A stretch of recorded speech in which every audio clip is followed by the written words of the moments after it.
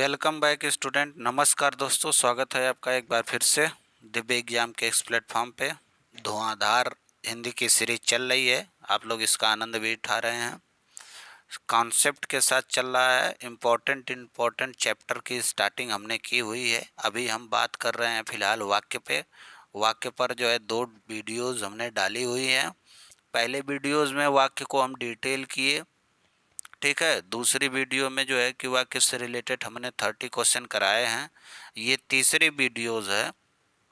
कुछ बच्चों का जो है कि कंप्लेंट्स है कि सर जो है वाक्यांश नहीं समझ में आया, पदबंध नहीं समझ में आया। तो वाक्यांश और पदबंध के बारे में आज हम बात करेंगे।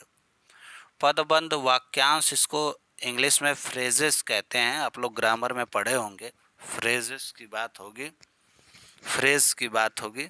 तो चलो बच्चों, पदबंध होता क्या है, वाक्यांश होता क्या है, स्टार्ट करते हैं। देखिए पदबंध क्या है, ये हिंदी व्याकरण में हम स्टार्ट करने जा रहे हैं। तो देख लो बच्चों, पदबंध एक बहुत बड़े राइटर हुए, उनकी बुक्स भी है जिनका नाम है डॉक्टर हरदेव बाहरी। उनके अनुसार ये डेफिनेशन दी हुई है बच्चों कि पदबंध वाक्य स्तरीय सबसे छोटा खंड होता है। देखो पहले तो पद को समझो। जैसे मान लो कि यहाँ से यहाँ तक एक वाक्य है, ठीक। एक वाक्य है ना, 1 2 3 4 5 6 7 शब्दों से मिलके बना है, ठीक है। तो ये शब्दों से मिलके बना एक वाक्य है। शब्दों के सार्थक समूह से ही वाक्य बनता है। लेकिन शब्द जब स्वतंत्र रूप से प्रयोग होते हैं, जैसे मान लो आप अपनी कॉपी पे कहीं लिख दिए पद, कहीं लिख दिए आप मान लीजिए मोहन, कहीं आपने लिख दिया बगीचा, कहीं आपने लिख दिया अमरूद, बहुत सारे शब्द हैं, कहीं आप लिख दिए आदमी।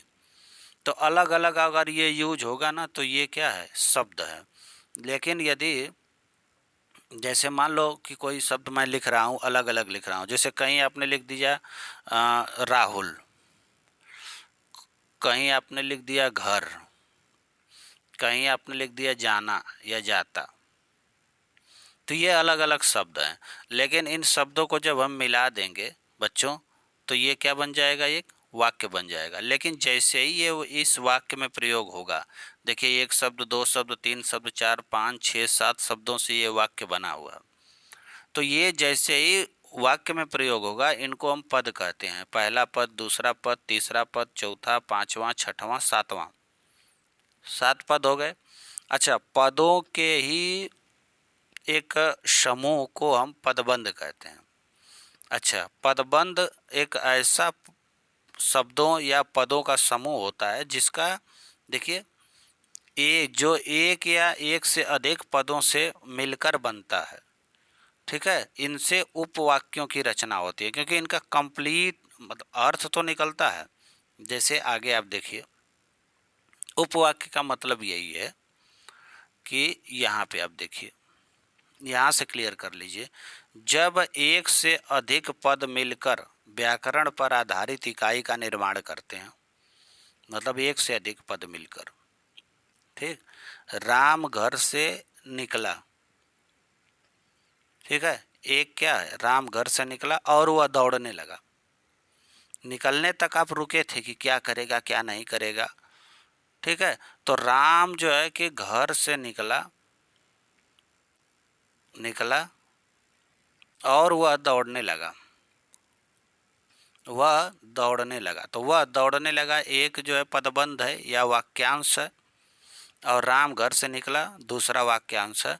और इन दोनों को जोड़ने वाला और एक योजक चिन्ह है। ये क्या है, संयुक्त वाक्य है।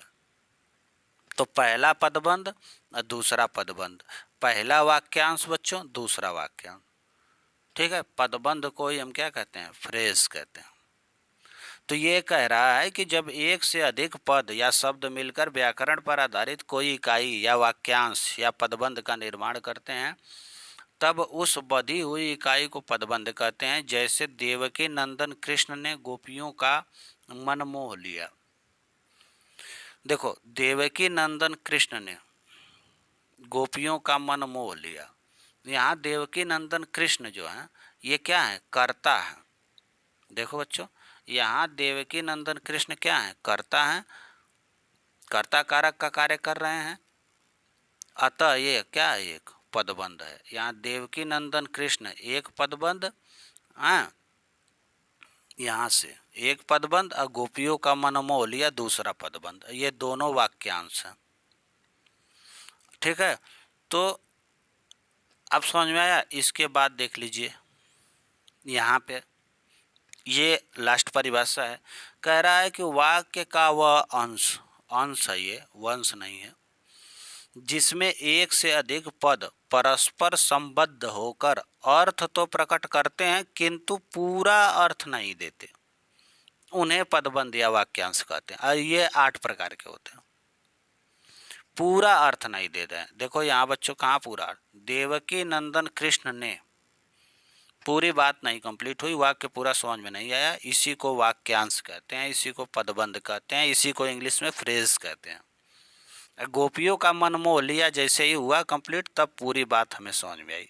जैसे यहाँ पदबंध वाक्य स्तरीय सबसे छोटा खंड होता है जो एक या एक से अधिक पदों या शब्दों से मिलकर बनता है। पदबंधों से उपवाक्य की रचना होती है। ठीक है, उपवाक्य की रचना तो हो जाती है लेकिन कंप्लीट अर्थ नहीं निकल पाता है। अब समझ में आया? ठीक, अब आते हैं, ये है असली परिभाषा। ठीक बच्चों, अब आते हैं कि पदबंध 8 प्रकार के होते हैं, तो हम ये 8 प्रकार देखेंगे। तो चलो, पहला प्रकार, दूध दही और घी स्वास्थ्य के लिए अच्छा है, एक पदबंध। ये दूसरा है, दूध दही और घी स्वास्थ्य के लिए अच्छा है। हालांकि एक बात ये भी है कि दूध दही और घी ये संज्ञा का काम करने वाले पदबंध है, संज्ञा का काम करने वाले पदबंध ये हैं। नाली से बहता हुआ पानी, नाली से बहता हुआ पानी, अब जब गंदा होता है हमने बोला, तब जाके इसका अर्थ स्पष्ट हुआ।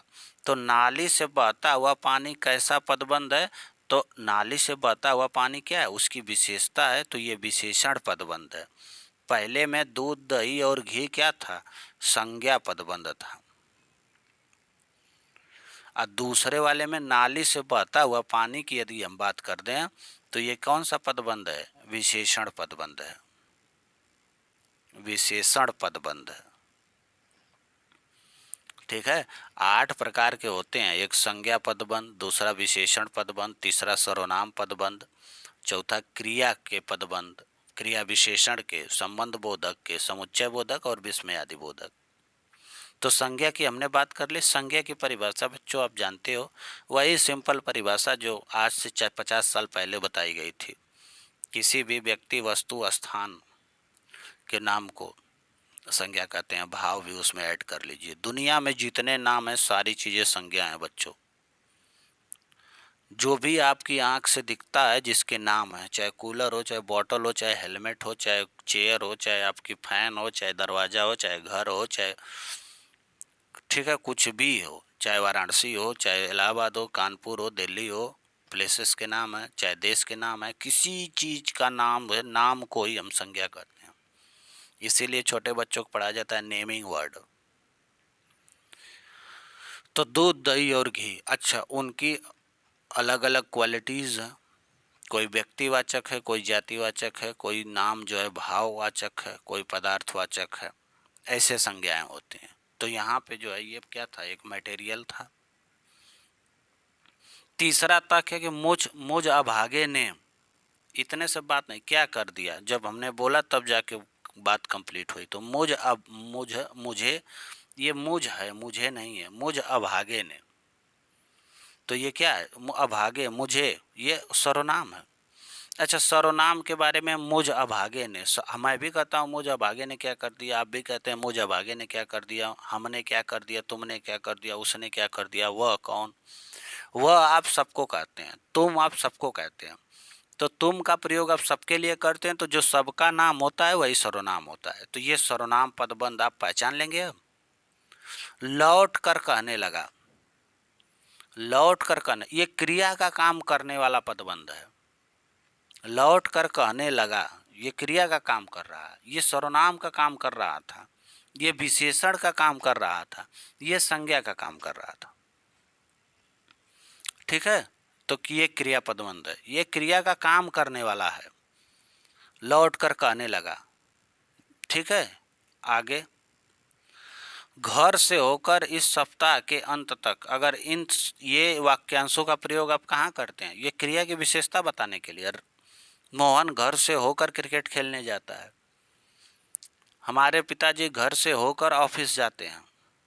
ठीक है, तो ये क्या है? क्रिया की विशेषता बता रहा है। क्रिया के विशेषण विशेषता बताने वाले ये पदबंध हैं, इनसे कंप्लीट अर्थ नहीं निकलेगा। घर से होकर, वह घर से होकर, फिर हम इंतजार करेंगे, भाई बोलो तो, क्लियर तो करो। वह घर से होकर बगीचे में खेलने जाता है। जैसे ही उसने बगीचे में खेलने जाता है कहा, तब जाके हमको पूरी बात समझ में आई। तो ये क्या है? क्रिया की विशेषता बताने वाले हैं। इस सप्ताह के अंत तक आपका काम हो जाएगा। काम होने की विशेषता है कि इस सप्ताह के अंत तक, तो ये काम होने की विशेषता को क्रिया विशेषण कहते हैं। संबंध बोधक में से लगा रहेगा। ठीक है, और बाहर की ओर जैसे जो है कि वाक्यांश का प्रयोग हो जाएगा। क्यों, क्योंकि और इसलिए कि, ये क्योंकि हुआ और ये इसलिए कि, ये दोनों का यूज हम समुच्चय बोधक के लिए करते हैं। आप तो जानते हैं दो वाक्यांशों को समुच्चय बोधक क्यों के यूज में इसलिए कि, क्योंकि करते हैं।